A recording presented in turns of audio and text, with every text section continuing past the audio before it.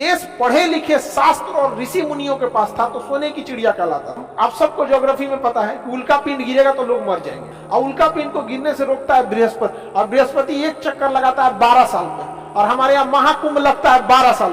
क्या ये छोटा मोटा धर्मशास्त्री बता सकता था? तो पहले हमारे यहाँ प्रकांड विद्वान होते थे। आजकल धार्मिक व्यक्ति अपने आप को समझेगा यूपीएससी वाला हो, खुश रहो। राम जी इधर से ही गए थे इसलिए इसे राम सेतु कहते हैं। क्या कहते हैं? लेकिन मुस्लिम और ईसाई परंपरा के हिसाब से यहाँ से आदम गुजरे थे इसलिए आदम ब्रिज। कि हमारे देश में ऐसा हो गया कि धार्मिक शिक्षा की ओर वह इंसान गया जो इस शिक्षा की ओर नहीं जा रहा था। तो आप देखिए इससे क्या हो रहा है ना कि धार्मिक जो चीज हो रही है उसमें सेलेक्टेड लोग नहीं जा पा रहे हैं, बल्कि वो लोग जा रहे हैं जो बड़े लेवल वाले चीजों में नहीं जा पाए किसी कारणवश। या तो इंटेलेक्चुअल उतना तेज नहीं थे पढ़ने में, या तो पैसे नहीं थे, या तो माहौल नहीं थे। और दिक्कत क्या होता है ना कि हमेशा से भारत में धार्मिक शिक्षा जो है ना, भले वो कमाने में उतना स्रोत नहीं है, लेकिन धार्मिक शिक्षा के पास ना सुपीरियरिटी है। धार्मिक व्यक्ति अपने आप को समझेगा यूपीएससी वाला हो, खुश रहो। अरे यार ओकरा दुख कौन ची है? अब डीएमएसपी को भी कहेगा खुश रहो, ओकरा कौन ची का दुख है भाई?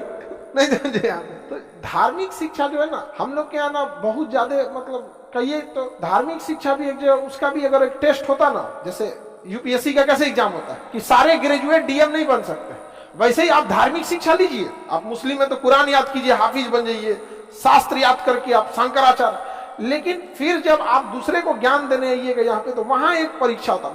मुसलमान का ही लो, दूसरा को मत दो, हिंदू धर्म अपने लो। इससे क्या होगा ना कि जैसे समाज में पढ़े लिखे तो बहुत है, लेकिन उस पढ़े लिखे का मत के एकदम से यूपीएससी बीपीएससी निकाला जाता है, डायरेक्ट नहीं निकाला जाता। उसी तरह अब उसमें भी एक मत के निकाले तो और बढ़िया देश जाएगा। वरना जब देश पढ़े लिखे शास्त्र और ऋषि मुनियों के पास था तो सोने की चिड़िया कहलाता। कहीं ना कहीं वो ऋषि मुनि अनपढ़ नहीं थे, बहुत ज्यादा पढ़े लिखे थे।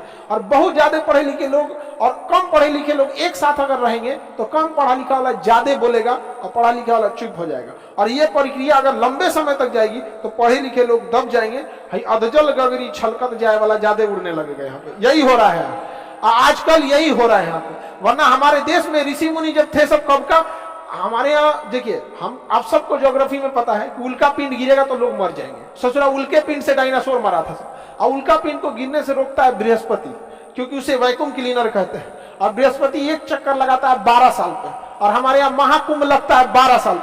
क्या ये छोटा मोटा धर्मशास्त्री बता सकता था? प्रकांड विद्वान बता सकता था? तो पहले हमारे यहाँ प्रकांड विद्वान होते थे, एक से एक ऋषि मुनि होते थे।